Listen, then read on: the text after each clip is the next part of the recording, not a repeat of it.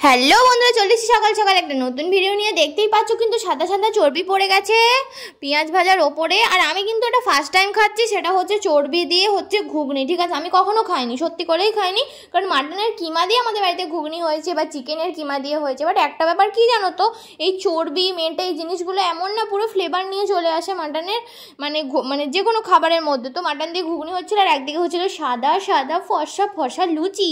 আর যেটা খেতে কিন্তু আমার খুবই বেশি ভালো লাগে, কারণ মা মাঝে মাঝে কি হয় না, সাদার মাঝে কালো মেরে দেয়, মানে হচ্ছে যে মানে আটার সাথে ময়দা পাইল করে দেয়। সেই ধরনের লুচি খেতে আমার একেবারেই ভালো লাগে না, আমি একটুও পছন্দ করি না খেতে।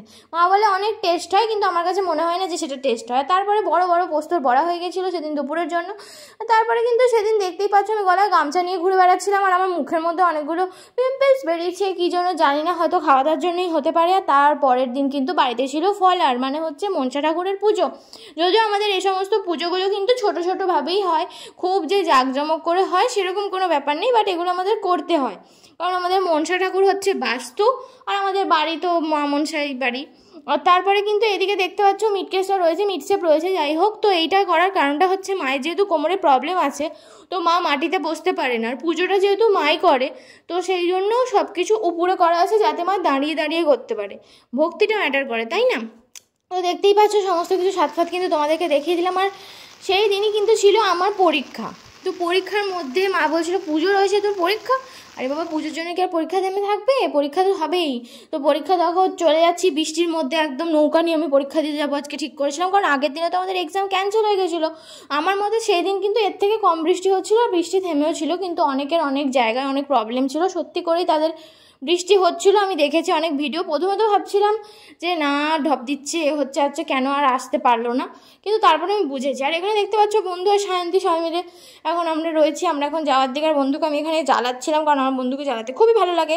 আর তারপরে এই যে জলের মানে সিচুয়েশানটা আমি যেটা দেখলাম, মানে এটা আমি ফার্স্ট টাইম দেখেছি, মানে এরকম মানে ডুবন্ত অবস্থায় বাড়িঘর ব্রিজ আমি সত্যিই কখনো দেখিনি। আসলে এত বৃষ্টির মধ্যে কোনোদিনও অবশ্য বেরোইও নি, আর এত যে ডুবে যায় আমি সেটাও কখনো জানতাম না। তারপরে চলে গেছিলাম ইউনিভার্সিটিতে।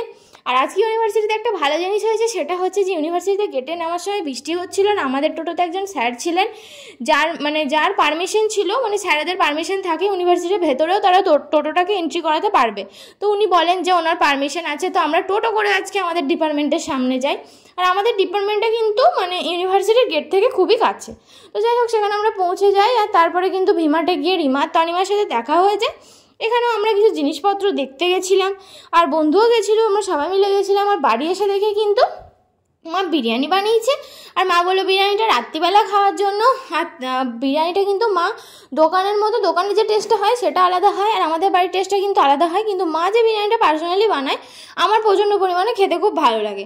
তারপরে কিন্তু তালের এদিকে মা দেখি পরের দিন সকালবেলা ঘুম থেকে উঠে আমি এটা দেখছি যে মা তাল ফাল নিয়ে কী সব করছে, রাগারাগি ঝামেলা একটুখানি হচ্ছে, কারণ মাকে সব একা হাতে করতে হচ্ছিলো। মা একদিকে তালের জন্য ময়দা দিয়ে সেই মানে মেখে রেখেছিল যাতে তালে লুচি করবে, আর একদিকে তাল দেখতে পাচ্ছ এরকম মেখে রেখেছে যাতে তাল দিয়ে ফুলুরি করবে। এর মধ্যে ময়দা, চালের গুঁড়ি এইগুলো দিতে হয়, আমি জানি যতটুকু, আমি জানি না। তারপর হয়তো অনেকে সুজিও দেয় করকরে হওয়ার জন্য, অনেক কিছু দিতে পারে, বাট আমার পার্সোনালি মনে হয় কি সুজি তেল বেশি খায়। সে তো চালের গুঁড়িও খাও, সেটা কোনো বড় কথা না, কিন্তু মানে খেতে খুবই টেস্টি হয়েছিল। আর তারপরের দিন মানে সেই দিনই দুপুরবেলায় প্রিয়াঙ্কা দিদির বাবা দেখছি এই মিষ্টিগুলো দিয়েছে, কারণ ছাদ ঢালাই হয়েছে তাই জন্য। আর আমাদের বাড়িতে না পিঁপড়ের প্রচণ্ড পরিমাণে উপদ্রব আছে, মানে সব খেয়ে নেবে ওরা, একদম চাটপুট করে দেবে। তো সেই জন্য মানে বিস্কুটটাও ছাড়ে না, বিস্কুটও ফ্রিজে ঢুকিয়ে রেখেছি।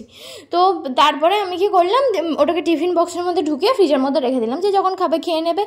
আর দুপুরবেলা দেখি ভাতে রয়েছে বিট ভাজা, যেহেতু আমি বিট একদমই খাই না, তো তাই জন্য মা কী করে ওটাকে সেই তেল দিয়ে, অল্প তেল দিয়ে, মানে পেঁয়াজ দিয়ে রসুন দিয়ে মা একটু ভেজে দেয়। আর তারপরে হয়েছিল পটল চিংড়ি আলু দিয়ে তরকারি, আর এই দেখো হয়েছে ডাল দিয়ে ডিম। ঠিক আছে, আমি এটা কখনো খাইনি, এটাও দেখছি মা নতুন বানিয়েছে। মা এখন নতুন নতুন অনেক ভিডিও দেখে, যেখান থেকে অনেক কিছু ট্রাই করে। তো যাই হোক, সেদিন দুপুরে খাওয়া দাওয়া হয়ে যায়, সেদিন তো ঘুমিয়ে পড়ি রাত্রেবেলা। দিয়ে পরের দিন সকালবেলা আমি বেরিয়ে যাই আমার পায়ের ডাক্তার দেখাতে। কয়েকদিন আগে আমি শর্টসে দিয়েছিলাম যে আমার হাঁটুটাই খুব ব্যথা করছিল, তার জন্য আমি এক্সরে করিয়ে এনেছিলাম। বাট এক্সরে করাটা আমার কোনো কাজই হয়নি, তাই জন্য দেখতে পাচ্ছ ভর দুপুরবেলায় আমি বেরিয়েছি।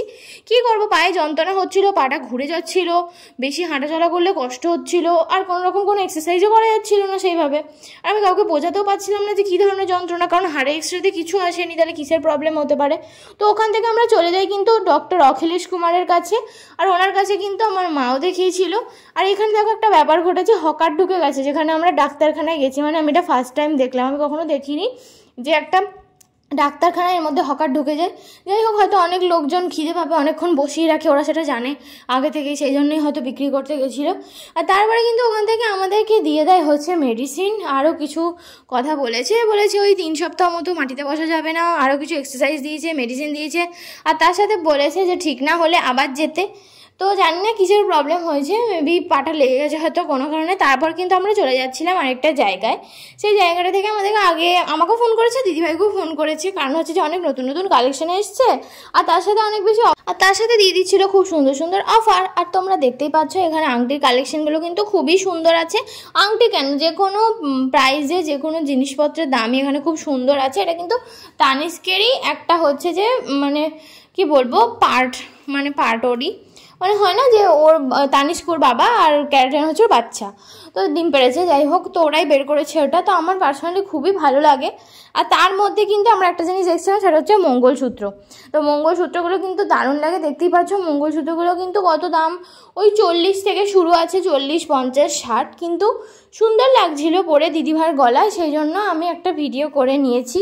কিন্তু 40-35-এর যে মানে ইয়েগুলো, সরি মান্তাসা বলছি, এই যে মঙ্গলসূত্রগুলো যেগুলো রয়েছে না, এগুলো একটু বেশি মানে একটু পিটপিটে টাইপের, মানে সবসময় একটা মানুষ রেগুলার ইউজ করতে পারবে না, কারণ রেগুলার ইউজের জন্য কি হয়, জিনিসটাকে একটু মজবুত হতে হয়, আর সেই মজবুতিয়া ব্যাপারটা ওর মধ্যে ছিল না।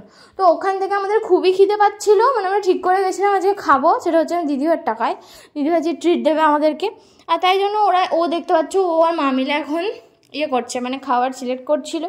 আর আমার তো যে কোনো জায়গায় গেলে খাবারে একটা জিনিসই ভালো লাগে, সেটা হচ্ছে ফিশ ফিঙ্গার। আমি ফিশ ফিঙ্গার খেতে খুবই ভালোবাসি, কিন্তু আমার ওই বাইরেটা মোটা কোট আর ভেতরে মানে ফিশই নেই, ওরকম ফিশ ফিঙ্গার খেতে আমার ভালো লাগে না। আমার সিটুর খাবার খেয়ে কোনোদিনও শরীর খারাপও হয় না, আমার খুব কমফোর্টেবল লাগে সেই জন্য ওখানে খেতে। তো ফার্স্টে নিয়ে নিয়েছিলাম ফিশ ফিঙ্গার, তার সাথে আমরা কিন্তু নিয়ে নিয়েছিলাম একটা চিকেন তান্দুরি, আর এটার চাটনিটাও কিন্তু খেতে অনেক সুন্দর ছিল, সালাডটাও দিয়ে দিয়েছিল, সাথেই তো দেবে, সেটাই স্বাভাবিক। তো এখানে দেখতে পাচ্ছ মা দিদিভাই গল্প করছে, আর আমি খাবারের দিকে বসে বসে লোভ দিচ্ছে। তারপরে একটা বোল মিক্স চাউমিন নিয়েছিলাম, আর এটা ছিল 8 পিসের একটা চিলি চিকেনের বোল। তো এই দুটোতে মানে এই দুটো আর চিকেন তান্দুরি আর মানে ফিশ ফিঙ্গার, এই কটা খেয়ে আমাদের পেট ভরে গেছে, তাও আমাদের পেট হাইডাই করছিলো, মানে আমরা কতটুকু করে খেতে পারি। যাই হোক, তো সকালবেলা আমরা 11:30-টার সময় ভাত খেয়েছিলাম, তো সেটারই মানে ফল। আর তারপর ওখান থেকে স্টেশনে চলে যাই। স্টেশনের ভিডিওটা করার কারণটা হচ্ছে যে খুব সন্ধ্যেবেলাতে খুব কম সময় বর্ধমানে থাকা হয়, তো বর্ধমানের এই যে ভিউটা এখন লাইট চেঞ্জিংয়ের যে ব্যাপারটা হয়েছে না, ওটা পার্সোনালি আমার খুবই ভালো লাগে। আর তারপরে দেখি ওখান থেকে আসার পর শুধু মানে বর্ধমানে না, আমাদের টোটোতেও খুব সুন্দর লাইটিং হচ্ছে। আর এই দেখো না শেলি আঁখে, আমি এটা দেখে খুব মজা পেয়েছি, ঠিক আছে, মানে চোখগুলো মনে হচ্ছে আমাদের দিকে তাকিয়ে আছে। তো ওই চোখ দেখতে দেখতে আমরা বাড়ি চলে আসি, আর অনেক মজা হলো। তোমরা দেখে নিলে ভিডিওটা, আর ভিডিওটা ভালো লেগে থাকলে কিন্তু অবশ্যই লাইক, শেয়ার অ্যান্ড সাবস্ক্রাইব করতে ভুলো না। Thank you for watching, tata.